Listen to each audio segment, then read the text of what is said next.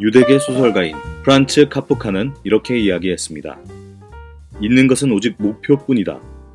우리가 길이라고 부르는 것은 사실상 망설임에 불과하다. 우리는 삶에서 가야 할 분명한 길이 있다고 생각합니다. 길이 있기 때문에 내가 가는 것이 길이 아닌 것은 아닐까 망설이곤 하죠. 사실 우리가 사는 삶은 높은 산 꼭대기를 향해 떠나는 모험이라기보다는 끝없이 자신만의 별을 쫓는 여행에 가까운 것 같습니다. 목표가 있다면 길은 수없이 많이 이어질 수 있겠죠. 학교가 들려준 적 없는 진짜 학교 이야기를 적나라하게 들려드립니다. 본격 학교 들춰보기 방송, 내가 네 선생이다. 줄여서 내 선생 14화 새학기를 대하는 우리들의 자세 시작합니다. 와. 아니 오늘 원래 이 내 선생이 4명이서 진행을 하는데 50%에 해당하는 그렇죠. 두 분의 여성분이 일본에 가셨습니다. 그래서 칙칙한 목소리 둘만 네. 지금 남겨지고 상큼한 두 분이 사라지셨어요. 안타깝게도 저희가 일본으로 이제 특파원을 파견을 보냈고요. 먼저 좀 14화부터 들으시는 분들을 위해서 자기소개를 한 번씩 좀 하고 넘어가겠습니다.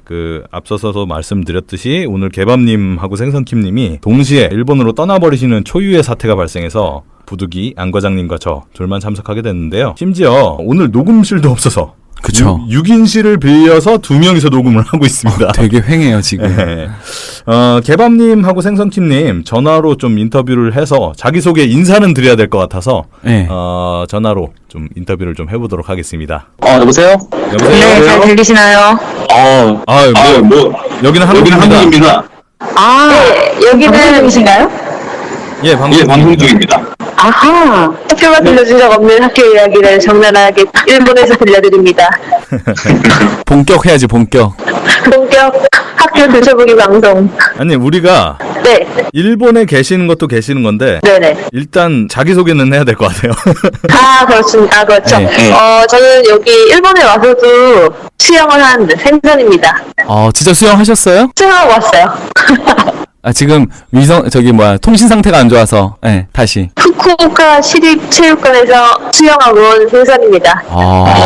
진짜 대단하시네. 글로벌하게 용시네. 네, 안녕하세요. 저는 여기 일본에 와서도 기양이들한테 밥을 주고 있는 개밥입니다. 아 진짜로요? 네, 저 고양이섬 갔다 왔어요. 고양이섬. 그거 통관에 안 걸렸어요? 아니 여기 사서 줬죠. 근처에서. 신토불이 신토불이 그 동네 거는 그 동네로. 네. 어쨌든 저희가 이제 일본 현지에 특파원을 보냈지 않습니까? 네네. 지금 이곳의 교육열 아주 뜨겁습니다. 너무 더워요. 의외로 학생들이 잘 안 보여요. 그래요? 방학이라서 그런 거 아닐까요? 그런 거 같아요. 그럴 수도 있죠. 그리고 네. 뭐라고 했지? 사람이 도쿄보다 더 없는 것 같아요. 아무래도 시골이다 보니까 다니는 사람들도 없고. 그런데 한 가지 되게 눈에 띌 만한 거는 여가 생활을 많이 즐기더라고요. 가족 단위로. 어떤 걸 주로 일본 분들은 하고 계신가요? 저희가 지금 봤는데 일단은 이제 학생들을 보면은 제가 좀 차이점이라고 느낀 게 이제 교복 문화라는 게 예. 사실은 일본에서 시작된 거잖아요. 저희도 일제강점기 때 그때부터 했던 걸로 알고 있는데 근데 저희 나라는 교복이 굉장히 우리나라. 나는 자꾸 그러네. 우리나라는 교복이 지금 굉장히 다양하잖아요. 모양이. 네, 그것도 뭐 편의도 많이 이제 학생들 실용성도 많이 따져서 했는데 일본은 아직까지 무조건 흰 셔츠에 검은색 하의. 네. 그리고 여학생들도 이제 흰 블라우스에 뭐 남색이나 검은색 치마에 뭐 반스타킹 정도? 그렇게 딱 이제 그 다양한 컬러나 이런 게 없더라고요. 보기만 해도 더워요. 보기만 해도 진짜 더워요. 아니 우리가 일본에 대해서 이제 만화를 통해서 이해하고 있는 건 일본 학생들은 손으로 들고 다니는 가방을 들고 다닌다. 맞아. 백팩 아니잖아. 그리고 손으로 들고 다니면서 그리고 요즘에 그러니까 남학생들은 거의 다 자전거를 타고 다니고. 뭐 역시 뭐 4-5명씩 모여 다니는 거는 우리나라랑 큰 차이는 없는데 우리나라도 요즘 학생들이 자전거를 많이 타잖아요. 근데 일본 학생들은 남학생들은 거의 한 80% 정도는 다 자전거를 타고 다니더라고요. 굉장히 그게 잘 돼 있나 봐요. 네, 그게 되게 잘 돼 있는 것 같아요. 뭐 자전거 도로나 이런 것들도 잘 되어 있고요. 도로에 사람이 많지가 않아요. 인도 옆에 이제 따로 자전거 도로가 다 있기는 한데, 뭐 도보에도 사람 많지도 않고, 자전거가 오히려 더 많이 다니는 것 같아요. 일반인들도 자전거 많이 타고 다니고. 그리고 우리가 일본어를 못 읽어서 그런지 몰라도 길에 학원이 없어요. 우리는 뭐 간판에 이제 뭐 학원들이 굉장히 많잖아요. 아파트나 뭐 이제 주거 단지에 보면은. 근데 뭐 일본어를 못 읽어서 그런가? 그건 근데 그냥 느낌상 그럴 수도 있는데 학원이 많지 않네요. 딱 봤는데 보이는데 네네. 다들 그러면 이제 집에서 자기 주도 학습을 하나 보네요. 그리고 저희가 오늘 수영장을 갔다 왔는데 부모님들이랑 수영장을 많이 오더라고요. 학생들이랑. 중고생이요? 네, 중학생들 한 초등학생, 중학생 정도 항상 엄마랑 같이 와서 엄마가 의자에 앉아서 보고 있고 애들은 이렇게 수영하고 있고. 애들 픽업하러 기다리시는 거 아니에요? 그런가? 제가 느낀 거는 뭔가 아이들끼리 돌아다니기보다는 그러니까 가족 단위로 부모랑 자식이랑 함께 다니는 모습들이 좀 많이 보였어요. 그렇구나.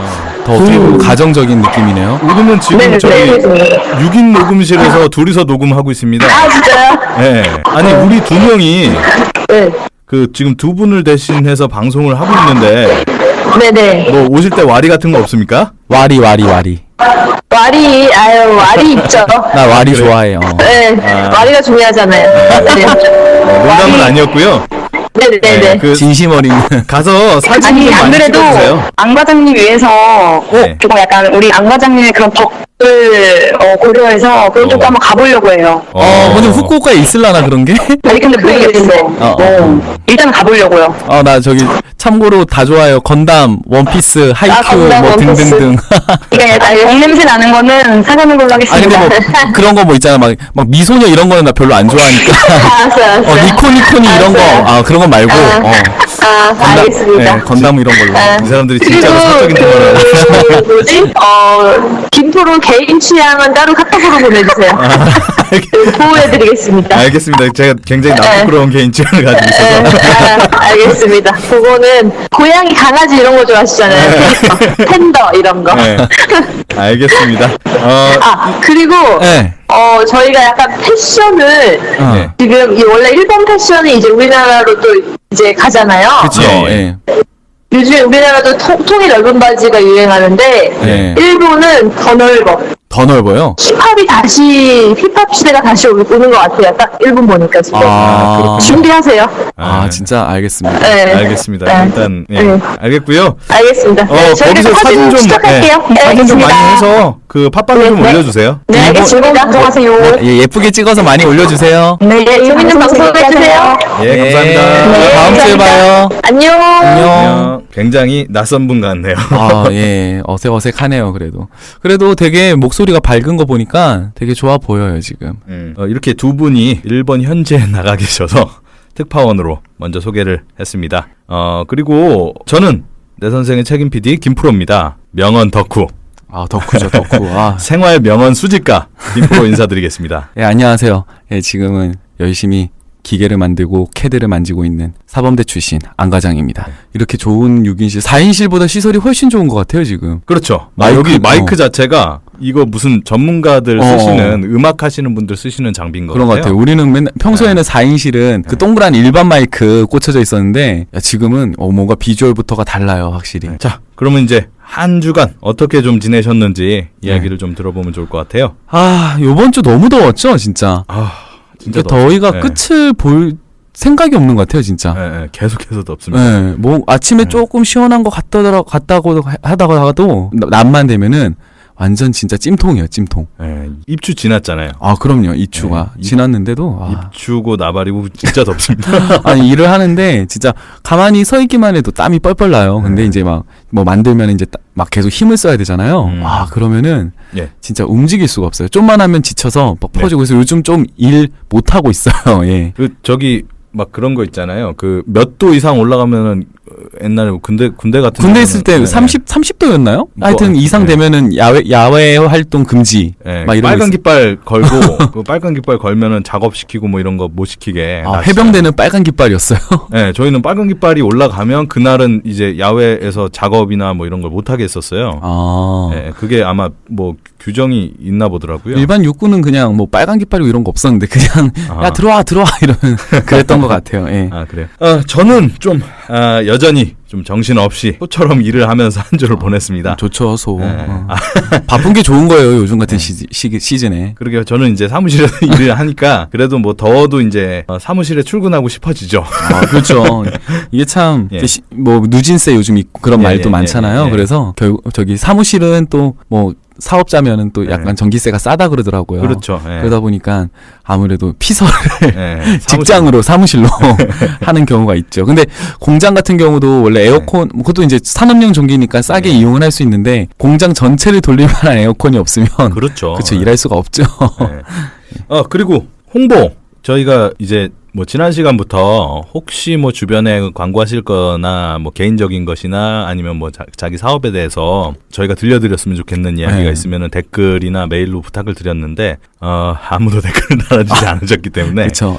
우리 홍보를 좀 해볼게요. 좋죠. 우리 거 해야지. 우리부터 살아야지. 어떻게? 이미 듣고 계신 분한테 내 선생 홍보를. 저희가 이제, 내 선생이 페이스북과 유튜브 채널을 가지고 있습니다. 페이스북을 통해서는 뭐 언제든지 뭐 댓글을 통해서 참여를 하실 수가 있고, 그 다음에 유튜브에서는 혹시나 뭐 팟빵이나 이런 것에 접속하기 어려운 환경이신 분들이 들을 수 있도록 저희가 하나하나 올리고 있는 단계거든요. 그래서 페이스북과 유튜브에서 내가 네 선생이다 라고 검색을 하시면 쉽게 찾아보실 수 있습니다. 우리 오프닝에서 이런 이야기를 좀 했어요. 카프카 변신이나 심판 같은 작품들로 많이 알려져 있는 분이죠. 프란츠 카프카. 유대계 소설가입니다. 사실 이제 오프닝 멘트에서 준비했던 부분들을 읽으면서 많은 생각을 좀 하게 되었어요. 학생들에게도 곧 새로운 시작이 다가올 텐데 길이 정해져 있다는 망설임보다는 별을 쫓기 위한 다양한 방식을 탐구하는 것은 어떨까 싶은 마음에서 좀 준비를 해봤습니다. 너무 공식적인 길보다는 여러 가지 다른 경우의 수들도 많이 생각을 해보면 좋을 것 같아요. 그래서 하나의 목표를 정하는 그 방향으로 하다가 실패를 했을 때 좌절감이 올 때 그때 그것도 너무 힘들거든요. 근데 그게 꼭 틀리고 잘못된 것만이 아니라 다른 길도 있다라는 걸 꼭 한번 생각해봤으면 좋겠습니다. 그게 우리가 저기 올림픽 그 마라톤 같은 거 보면 골이 정해져 있잖아요. 그렇죠. 정해져 있는 골을 뛰어가는 방식은 선수마다 각자 자기가 찾는 거잖아요. 그래서 우리가 사는 삶도 사실은 뭐 자기만의 별, 그러니까 그거는 마라톤 같은 경우에는 모든 사람이 한 골을 향해 가지만 우리는 이제 각자 자기가 골을 설정을 할 수가 있기 때문에 다양한 골들로 달려가는 자기만의 방식을 좀 찾아보는 것도 좋을 것 같아요. 뭐 무조건 성공한 사람들의 그 방식이 무조건 옳은 것이냐? 좀 그건 아니라고 보거든요. 각자만의 성공하는 방식이 있기 때문에 그렇죠. 잘 한번 생각해보는 시간이 됐으면 좋겠습니다. 네. 자, 이번 주는 우리가 좀 지난 시간부터 밀고 있었던 그렇죠. 내 논생. 핫한 코너죠. 우리가 핫하다고 생각하는 내가 네 논술 선생이다 인데요. 사실 뭐 딱히 우리가 논술만을 위해서 프로그램을 만들었다기보다는 좀 다양한 관점에 대해서 소개하고 같이 한번 생각해보는 시간이라고 보시면 될 것 같습니다. 뭐 따로 뭐 이렇게 중요한 지식이나 그런 것들을 하는 것보다는 그냥 여러 가지 생각들을 할 수 있는 계기를 마련하는 그런 시간이 될 것 같아요. 네, 내 논생 시작하겠습니다.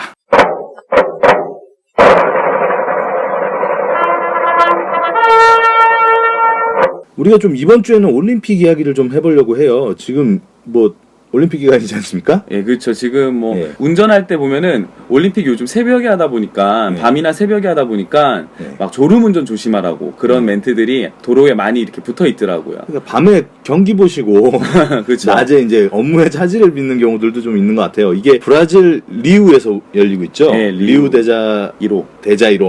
리우 대자이로. 발음도 하기 어렵습니다. 외워지지도 않더라고요. 시차가 우리나라랑 12시간 정도 나다 보니까 그렇죠. 그쪽에서는 이제 낮 시간, 오전 시간에 이제 이제 경기를 하게 되면 한국에서는 밤에 중계를 예. 하게 되죠. 그래서 오늘 좀 내 논생에서는 올림픽 정신을 좀 이야기를 해보려고 해요. 예. 그러니까 우리가 많은 선수들이 우승을 하지 못했다고 눈물을 흘리고 이런 장면들도 좀 보고 그래서 시즌에 맞춰서 예. 우리가 좀 준비를 해봤습니다. 이게 딱 올림픽에서 있었던 건 아닌데 메시 축구 선수 메시 유명하죠. 네, 유명한 선수고 뭐 안 과장님 같은 경우에는 굉장히 또 좋아하시기도 하는 분이죠. 예. 예. 근데 2016년 6월에 이제 월드컵은 아니고 2016 이제 코파 아메리카에서 간단하게 말하면 아메리카 대륙에서의 월드컵 같은 느낌이겠죠. 그렇구나. 전 몰랐어요, 이거. 예, 그게 뭐 유럽은 챔피언스리그, 예. 챔피언스리그 아니지. 유로 2016 뭐 이런 식으로 하는 거고 우리나라 같은 경우는 뭐 아시안컵 이런 게 있겠죠. 그리고 아메리카 대륙 관련해서는 코파 아메리카. 예, 보통 이렇게 이제 나눠집니다. 그렇군요. 이게 그때 좀 저는 축구 사실 잘 몰라서 뭐 몰랐던 이야기긴 한데 뭐 아르헨티나하고 칠레하고 결승전이 있었대요, 그때. 그렇죠. 그때 많이 시청했죠. 예. 근데 이제 메시가 워낙 이제 잘 차는 선수니까 메시가 이제 1번 키커로 나간 거예요. 그때 저도 그때 이거 때 동영상 봤는데 좀 황당하더라고요. 이제 메시 같은 경우는 거의 놓칠 가능성이 거의 없는데 그 부담감이 엄청 커서 그런지 그렇죠. 그 승부차기를 바로 실축을 하더라고요. 거기서 실축을 해서 아르헨티나가 뭐 메시 때문에 진 건 아니겠지만 2대4로 결국 아르헨티나가 좀 졌어요. 네, 맞아요. 지고 나서 이제 메시는 뭐 자기에게 많은 분들이 자기 발만 보면서 기대를 하고 있었으니까 본인 스스로 이제 좀 멘탈이 좀 깨졌나 보더라고요. 그렇죠. 그래서 이제 국가대표팀 은퇴를 좀 선언하기까지 급기야 이르게 됐었는데 당시에 메시가 좀 이렇게 이야기를 했다고 해요. 나의 국가대표팀 경력은 이제 끝났다. 내가 할 수 있는 모든 것을 했지만 챔피언이 되지 못해 가슴이 아프다. 이제 끝났다. 모두를 위해서다. 나는 할 수 없다. 이 얘기를 들었을 때, 이제 월드컵에서 또 메시의 또 현란한 드리블과 또 킥을 볼 수 없다라는 게 너무 안타깝더라고요. 그러니까 사실은 메시 정도 되는 선수라면 많은 아이들과 많은 어른들에게 마음속에 영웅으로 있는 사람인데 그의 입에서 나는 할 수 없다라는 말을 들었을 때 그 축구 팬들 상실감 장난 아니죠. 상실감이 장난 아니었겠죠. 그래서 이제 메시가 은퇴를 선언하고 나서 아르헨티나 대통령뿐만 아니라 뭐 마라도나 이런 사람들까지도 나서서 은퇴 선언을 번복하기 위해서 좀 노력을 했어요. 그렇죠. 이제 또 좀 있으면 월드컵이 또 다가오잖아요. 2018년. 그래서 이제 뭐 아르헨티나 모든 국민들이 막았겠죠. 그를 경기장에서 보는 것만으로도 그 참 즐거운 일이니까 그 플레이를. 근데 이제 유독 전 세계인들의 가슴을 울렸던 은퇴를 막고자 하는 편지가 한 통 도착합니다. 이게 뭐 아시는 분들도 이제 워낙 인터넷에 돌기 때문에 아시는 분들도 있을 텐데 제가 한번 그 선생님의 편지, 메시에게 보낸 편지를 한번 소개를 좀 해드려 볼게요. 이걸 이제 보면서 올림픽 정신과 스포츠의 정신, 스포츠십 과정 이런 것들 한번 얘기를 좀 해봐야겠네요. 고민을 해보면 좋을 것 같아요. 리오넬 메시에게 당신은 아마 이 편지를 읽지 않겠죠. 하지만 저는 오늘 축구팬이 아닌 한 사람의 선생님으로서 당신에게 편지를 합니다. 저는 비록 선생님이지만 아무리 노력해도 아이들이 당신을 좋아하는 마음에는 미치지 못합니다. 그만큼 아이들은 당신을 사랑하고 있습니다. 그런데 그 아이들이 지금 영웅이 포기하는 모습을 보게 됐습니다. 대표팀 은퇴는 당신을 깎아내리는 이들에게 굴복하는 것입니다. 승리에만 가치를 두고 패배를 통해 성장하는 것을 무시하는 그들의 어리석음에 당신이 넘어가지 않았으면 합니다. 아이들에게 이기는 것만이 우선이고 유일한 가치라는 선례를 남겨서는 안 됩니다. 어린 아이들에게 인생의 목적을 내 재능으로 누군가를 행복하게 하는 것으로 가르쳐서는 안 됩니다. 우리는 어려서부터 희귀병을 앓은 당신이 어떻게 고통을 극복하며 성장해 왔는지 봐왔습니다. 지금 당신이 은퇴하면 이 나라 아이들은 당신에게서 배웠던 노력의 가치를 더 이상 배우지 못할 것입니다. 지금 당신처럼 졌다는 이유만으로 포기한다면 오늘도 하루하루를 어렵게 살아가는 이 나라의 많은 사람들은 인생의 가치를 잃어버릴 수도 있습니다. 저는 학생들에게 당신을 이야기할 때 얼마나 멋지게 축구를 하는지 얘기하지 않습니다. 단 한 골을 넣기 위해 당신이 같은 장면을 수천 번이나 연습한다는 사실을 알려줍니다. 당신은 아르헨티나 유니폼을 벗어선 안 됩니다. 모든 팬들이 당신에게 승리와 우승만을, 트로피와 메달만을 바라는 게 아니라는 사실을 알아야 합니다. 제발 우리 아이들에게 2위는 패배라고, 경기에서 지는 것이 영광을 잃게 되는 일이라고 선례를 남기지 말아주세요. 진정한 영웅은 패했을 때 포기하지 않는다고 생각합니다. 진정한 영웅이라면 이길 때는 같이 이기고 질 때도 혼자가 아니라는 진리를 알려줘야 합니다. 당신이 우리나라를 대표할 때만큼은 리오넬 메시가 아닌 아르헨티나 그 자체라는 마음으로 대표팀에 남아줬으면 합니다. 결과와 관계없이 사랑하는 일을 하며 행복할 수 있다면 그게 가장 위대한 우승이라는 사실을 보여주세요. 자, 이 한 선생님이 어쩌면 메시를 위한 글이었을 수도 있지만 아이들을 위한 글이었겠죠. 그렇죠. 예. 근데 이걸 보면서 참 저는 많이 감동을 받았어요. 그렇겠네요. 내용이. 우리가 흔히 그러잖아요. 2등은 패배다. 예. 2등은 이제 패자의 이름이다. 라는 이야기를 흔히들 하고 특히나 한국 사회에서 이기지 못하면, 그러니까 죽이지 못하면 죽는다. 라고 배워왔기 때문에 2등의 가치를 좀 곰곰이 진짜 진정으로 사회 곳곳에서 좀 생각을 하면서 좀 지냈으면 어떨까. 안 그래도 이제 올림픽 요즘 계속 보잖아요. 예. 그러다 보면 유독 이제 우리나라 같은 경우가 좀 2등을 했을 때, 즉 은메달을 땄을 때 예. 울거나 좀 아쉬워하는 그런 부분들이 많아요. 예. 아니, 물론 결승까지 가서 예. 이렇게 조금만 더 할 수 있으면 금메달을 딸 수 있었다라는 그런 아쉬움은 물론 있을 것 같아요. 그런데 이제 인터뷰나 이런 것들을 보면 뭐 이제 은메달을 해서 죄송합니다. 뭐 금메달을 따지 못해서 죄송합니다.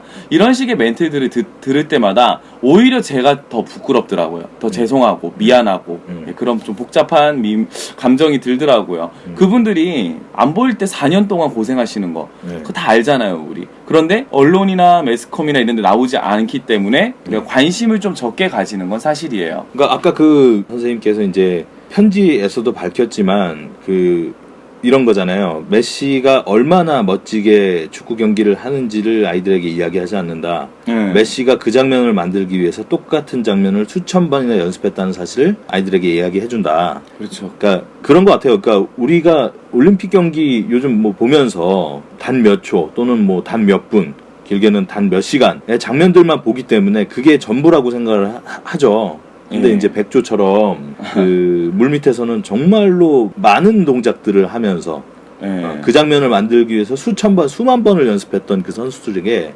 사실은 뭐 은메달이니 동메달이니 메달 색깔 그걸 떠나서 이제 아예 메달을 따지 못한 더 많은 선수들이 있잖아요. 그러니까 그런 모든 선수들을 보면서 우리가 좀 우리가 살아가는 것에 대해서 좀 생각해 볼 수 있으면 좋을 것 같아요. 물론 승리도 좋죠. 승리가 좋죠. 그게 이제 모든 것을 어떻게 보면 얻었다라고 이제 많이 생각들을 하는데 꼭 아까 우리가 처음에 얘기했던 것처럼 꼭 그 경로가 무조건 승리라는 그 금메달을 따야지만 무조건 성공하는 거냐, 그거는 좀 너무 한정적인 내용이 아닌가 좀 싶네요. 좀. 우리가 지금 남자 패널만 2명이 있기 때문에 자꾸 군대 이야기를 하게 되는데 군대에서는 사실 좀 그렇게 가르쳤었어요.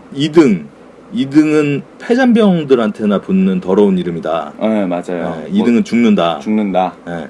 뭐 그런 식으로 가르쳤는데 그게 뭐 전쟁에서는 그럴 수 있겠죠. 뭐 이기지 못하면 진짜 죽으니까. 이기지 못하면 지는 거니까. 근데 성상적인 삶이 전쟁 상황이나 또는 체스와 다른 것은, 특히나 체스와 이제 삶이 다른 것은 이런 건 것 같아요. 체스에서는 체크메이트를 당하면 경기가 끝나죠. 근데 인생은 체크메이트를 당하고 왕이 죽어도 경기가 계속된다는 점입니다. 그러니까 우리가 사는 삶은 사실 스포츠로 요약해서 보기보다 대단히 복잡한 과정이긴 한데 스포츠보다도 더 이게 끝이 아니라는 가능성이 높은 거죠. 그러니까 뭐 요번에 못 땄다고 해도 다음에라는 기회가 있잖아요. 뭐 전쟁이야 뭐 진짜 한번 죽으면 끝이고 땡이지만 스포츠나 아니면은 그런 것들은 그래 요번에 실패를 했다 하더라도 다음에 다시 도전을 할 수 있고 다음에 도전해서 내가 원하는 걸 얻겠다. 그런 하나의 이제 희망도 함께 존재하기 때문에 너무 이제 결과 위주의 그런 판단은 좀 그게 좀 약간 위험할 것 같아요. 이제 우리나라가 또 좀 그렇잖아요. 일단 결과지상주의라든지 뭔가 이렇게 눈에 보여지는 것들만 좀 집착하는 경우가 확실히 있긴 있어요. 그게 또 이제 학교로 가면 또 성적 이거랑도 연결이 되겠죠. 그래서 뭐 1등 안 하면 아니면은 옆에 있는 친구보다 좀 성적이 올라야지 내가 좀 더 좋은 대학을 간다, 뭐 좀 더 내가 좋은 이미지를 받는다, 뭐 이런 것들이 있다 보니까 그런 시각에서 계속 올림픽도 보게 되고 다른 것들도 보게 된다는 거죠. 그렇죠. 그러니까 사실은 너무나 익숙한 관점이에요. 시험을 볼 때 특히나 이제 수학 능력 시험 같은 경우 옆에 앉아있는 친구가 적이죠. 그렇죠. 예, 적이기 때문에 이기지 못하면 진다는 관점이 생겨버리는 거고, 그래서 이제 좀 그렇게 하는데, 사실은 뭐 공존하는 사회 아니겠습니까? 다 같이. 그렇죠. 옆에 있는 친구한테 나중에 뭐 이런 뭐 가능성이 별로 그렇게 높지는 않지만 뭐 도움도 받을 수 있고 언젠가는 뭐 그런 경우가 있기 때문에 너무 결과지상주의 다시 한번 생각은 해봐야 되는데 아직까지 우리나라 사회적 시스템이 거기에 너무 맞춰져 있다 보니까 너무 어떤 뭐 들으시는 분들 중에는 이게 너무 뭐 착한 말 하는 거 아니냐, 이걸 누가 모르냐 이렇게 얘기를 할 수도 있잖아요. 꼰대 같은 이야기. 그렇죠. 이런 좋은 말 나도 할 수 있어라고 얘기할 수 있겠지만 한번 근데 이런 건 있더라고요. 저도 뭐 올림픽 정신하고는 좀 얘기가 조금 멀어질 수는 있는데 요 근래 며칠 전에 이제 고등학교 친구들을 좀 만났어요. 네네. 근데 이제 성적 높았던 친구들 그리고 공부를 진짜 안 했던 친구들 뭐 다양하게 있는데 결국 이제 뭐 경제적인 기준으로만 따져봤을 때 나름대로 그 안에서 성공을 한 친구는 공부를 제일 못하진 않았지만 그래도 상위 랭크에 있지 않은 친구들이 좀 더 편하고 좀 더 여유 있는 삶을 살고 공부를 좀 많이 좀 했던 친구들은 결국 회사원이거나 아니면 적성을 찾지 못해 쉬고 있거나 이런 경우들이 있더라고요. 그러니까 공부 이제 그러면서 이제 좀 공부 좀 했던 친구들, 뭐 저 포함해서 이건 뭐 제 자랑은 아니지만 근데 같이 이렇게 모여서 결국 얘기를 해보면서 역시 고등학교 때 성적이 나중에 뭐 경제적이라든지 다른 것들의 성공의 필수 조건은 아니구나. 근데 진짜로 라는 얘기가 들더라고요. 이상하게 그래요. 그 공부를 진짜 살벌하게 잘했던, 어마어마하게 잘했던 몇몇을 제외하고는 사실은 그냥 상위권에 있던 친구들이 오히려 더 중하위권이었던 애들보다 오히려 더 힘들게 좀, 모르겠어요. 30대까지는 좀 그런 것 같아요. 제 주변도 봐도. 그러다 보니까 이제 고등학교 때 무조건 뭐 성적이 좋아야 된다. 물론 좋으면 좋겠죠. 그렇지만 그게 무조건 미래가 결정된다. 그렇기 때문에 옆에 있는 친구들을 밟고 올라가야 된다. 이런 생각은 나중에 뭐 좀 후회할 수도 있는 소지가 있을 것 같아요. 근데 우리가 좀 본능적으로 그건 있어요. 그러니까 동창회나 이런 걸 가보면 제 차가 뭐지? 그쵸. 뭐지? 근데 그게 그 사람 인생이 이겼다는 뜻은 아니거든요. 그쵸.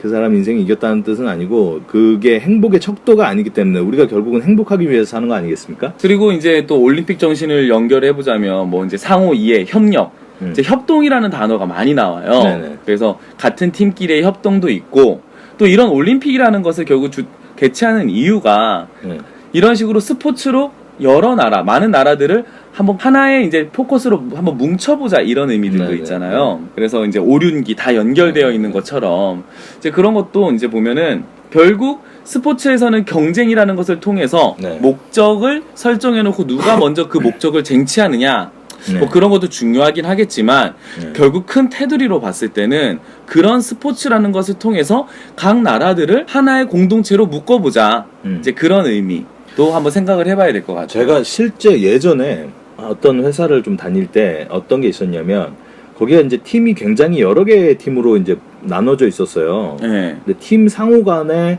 약간의 냉랭한 분위기들이 있었거든요. 그러니까 비협력적인, 다른 팀에서 뭐 이렇게 요청 들어오면 아씨 뭐야 내가 뭔데? 니네 팀장이지 우리 팀장이야? 약간 그런 기류가 있었는데 그거를 이제 본부장님이 바뀌면서 기류가 좀 바뀌었어요. 그 어떻게 바뀌었냐면 이 각 팀에서 이제 멤버들을 뽑아갖고 스타크래프트 게임을 시킨 거예요. 게임이요? 네, 게임을 점심시간에 회사에서. 대박. 네, 그 뭐 사장님도 터치 안 해요. 야. 터치 안 하고 게임을 시켰는데 그걸 하니까 뭐가 생기냐면 첫 번째 팀 내에서 같이 전략을 짜면서 단합이 생겨요. 그리고 반대로 또 어떤 게 생기냐면 다른 팀과 교류가 생기면서 다른 팀과 냉랭했던 분위기가 없어지더라고요. 결국 소통이네요. 네. 그러면서 그쪽 팀과 우리 팀이 이제 실제 업무상에 있어서도 교류를 하게 되더라고요. 이게 지금 올림픽이 궁극적으로 좀 바라는 모습하고 좀 비슷한 것 같아요. 그러니까 이게 어떻게 보면 야 점심시간에 회사에서 놀아? 게임을 해? 미쳤어? 이런 시각이 외부인들이 그렇게 이야기를 하는 경우들이 있긴 있었는데 이게 이제 실제 그거를 본부장님이 점심시간에는 밥 딱 먹고 오면 무조건 다 올라와서 게임해. 대신에 팀끼리 붙는 거야. 뭐 이런 식으로 좀 룰을 몇 가지 만들었어요. 점심시간에 저희 회사는 전화도 안 받았어요. 그래서 전화가 본부장님한테 오면 본부장님은 이제 이렇게 이야기를 하시는 거죠. 전략회의 중입니다. 오. 네. 그게 사실은 좀 필요한 과정이더라고요. 좋은 몰랐는데. 실제 올림픽을 통해서도 사실은 국가 간 교류, 국내의 단합 이 두 가지 목표를 좀 달성할 수 있을 것 같다는 생각도 들더라고요. 그리고 이제 이런 올림픽을 통해서 각 나라끼리 좀 소통 아니면 서로를 이해할 수 있는 거리도 좀 제공되지 않을까 싶어요. 네네네. 뭐 예를 들면 다른 나라 사람들이 봤을 때 한국 하면 올림픽에서 맨날 양궁 금메달 따. 그럼 양궁의 나라구나. 뭐 이런 것들도 있을 수 있고 뭐 우리가 뭐 중국이나 이런 데들 보면은 뭐 여러 가지 뭐 역사적인 얘기들 많이 할 수 있지만 만약에 중국 사람을 만났다. 그럼 올림픽 얘기하면서 탁구 잘하더라. 수영은 뭐 순양이 있지 않더냐. 이런 식으로 뭔가 서로를 또 서로 얘기를 이어나갈 수 있는 거리가 또 이제 또 제공이 되잖아요. 그러니까 각국의 문화를 이해할 수 있는 배경이 될 수도 있는 것 같고. 그래서 뭐 올림픽은 참 좋은 것 같아요. 그렇죠. 항상 기다려지는데 이상하게 요번 올림픽은 좀 분위기가 초반에는 좀 안 나는 것 같았어요, 솔직히. 그러니까 저도 그러니까 원래 예전에는 지난 올림픽까지만 해도 제가 다 챙겨봤거든요. 챙겨보고. 근데 지금 제 상황이 바뀌어서 그런지는 모르겠는데 올해는 좀 몰입이 안 되더라고요. 그러니까 올림픽 시작 전에도 뭔가 막 되게 뽁짝뽁짝 뭔가 분위기를 막 조성하는 그런 느낌이 있었는데 요즘 경제가 어려서 그런지 모르겠지만 그러게요. 올림픽에 대한 관심도가 많이 줄어들긴 했었어요. 근데 또 정작 또 올림픽이 시작되니까 사람들이 또 그쪽으로 많은 또 관심을 쏟게 되더라고요. 그렇죠. 지금 김프로님은 이번에 올림픽 보시면서 뭐 혹시 제일 재밌게 봤던 뭐 종목 있으신가요? 저는 참 이게 시간이 오래 걸리고 보는데도 몰입도가 떨어질 것 같은데도 양궁을 계속 보게 돼요. 양궁 그 숨막히는 긴장감이 있더라고요. 저는 이번에 사격 봤는데 진정호 선수 그 50m 그 권총 사격 하는데 20발을 총 쏘는데 18발 때까지 지고 있었어요. 그것도 3등 막 이랬는데 마지막 2발에서 뒤집더라고요. 드라마는 진짜 그렇게 만들어야죠. 그러니까요. 야, 그리고 전 요즘 개인적으로 여자 배구 너무 재밌게 보고 있습니다. 재밌죠. 우리가 오프닝 때 메시 얘기했잖아요. 메시가 이제 거의 뭐 호날두, 메시 거의 세계 탑 클래스급인데 우리나라에도 그런 탑 클래스 선수가 있어요. 이게 바로 여자 배구의 김연경 선수입니다. 김연경 선수 진짜 압도적이더라고요.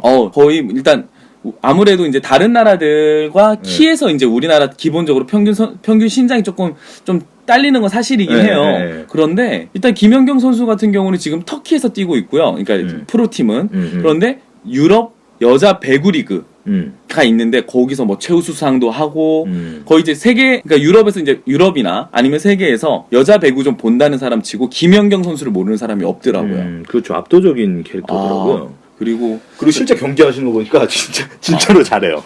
약간 남자 같을 때도 있는데 또 예쁘세요. 또. 그리고 파워풀하고 그리고 이제 요번에 주장이다 보니까 또 파이팅 이렇게 동료들을 또 이렇게 챙기고 이렇게 하는 모습이 너무 예쁘더라고요. 리더십도 있어 보이고. 그 여자 배구 선수분들이 느낀 거는 왜 이렇게 다들 예쁘신지 모르겠어요. 약간 이거는 이제 사담인데 제 여동생이 배구를 되게 좋아합니다. 근데 그 이유가 뭐 여러 가지 시원시원한 것도 있고 한데 또 하나 있는 이유가 뭐냐면 다른 종목들은 좀 밖에서 뛰잖아요. 그러면 좀 얼굴이 타거나 아니면 좀 웨이트나 이런 걸 하다 보니까 좀 뭐라 해야 돼? 울룩불룩한 그런 게 있어요. 근데 이제 배구 같은 경우는 탄력도 있어야 되고 그렇죠. 또 실내 스포츠다 보니까 얼굴이 안 타요. 그렇죠. 그러면 이제 모르겠어요. 이거는 뭐 너무 외모지상주의로 가서 좀 그럴 수 있는데 키는 크지. 거기에 탄력이 있고 또 따로 이렇게 웨이팅보다는 좀 이렇게 좀 다른 데 좀 치중을 하는지 모르겠지만 순발력 쪽이 순발력 쪽 스포츠죠. 그러다 보니까 다들 이렇게 뭐 좀 비주얼이 좀 약간 더 우월하시더라고요. 그 올림픽이 언제 좀 만들어졌는지 아세요? 올림픽이 뭐 옛날로 따지면 그거 있잖아요. 그리스. 그때부터 시작이잖아요. 그 원래. 마라톤 경기 그 이야기 있잖아요. 42.19km가 마테네가 승리했다 하고 뭐 마라톤 전쟁에서 이제 들고 뛰어갖고 그렇죠. 그래서 그런 뭐 역사적인 측면을 떠나서 참 다양한 측면에서 장점이 있는 경기인 건 분명한 것 같아요. 예를 들자면 이제 비인기 종목들 맞아요. 뭐 사실은 뭐 우리가 평상시에 펜싱 경기를 보진 않잖아요. 네, 역도 경기를 보거나. 먼저 중계도 잘 안 해주고 우리도 관심이 그렇게 많은 건 아니죠, 솔직히. 그러니까 그 비인기 종목에 있는 선수들에게는 올림픽 무대가 유일한 꿈이기도 하지만 어떻게 보면 자신의 스포츠를 대중에게 알릴 수 있는, 어필할 수 있는 무대이기도 한 것 같아요. 그래서 홍보 효과도 확실히 있고, 그리고 이제 또 거기서 이제 그런 이렇게 주목 스포트라이트를 받지 않다가 그러면서도 이제 이때까지 고생하면서 그런 것들을 가끔 이런 올림픽일 때 나오잖아요. 막 고생했던 과정들을 막 보여준다든지 그런 거를 보면서 좀 더 이제 우리가 항상 화려하고 아니면은 자주 우리가 접할 수 있는 것들뿐만 아니라 다른 쪽에서도 우리가 좀 등한시하거나 아니면 관심이 없는 분야에서도 구성원들은 진짜 열심히 진짜 땀을 쏟으며 노력하고 있다는 것도 이 기회에 많이 이제 느끼게 되긴 하죠. 그래서 이제 방학을 마무리하시는 시점에서 이렇게 올림픽 경기를 볼 수 있다면 뭐 참 좋을 것 같아요. 올림픽 경기를 그냥 단순히 보는 게 아니라 그 선수들의 노력이나 땀방울들까지도 같이 기억하면서 그 의미와 이런 것들까지 같이 생각해 볼 수 있으면 좋을 것 같아서 우리가 이렇게 좀 준비를 해봤습니다. 결국은 협동 그리고 상호 이해 그리고 목적도 중요하겠지만 과정도 중요하다라는 거 이런 걸 포인트로 좀 논술 만약에 쓸 일이 있을 때 좀 이걸 잘 언급해주면은 좋겠다라는 생각이 드네요. 우리가 좀 지금 둘밖에 없어갖고 날로 먹으려고요. 잠시 후에 뵙겠습니다.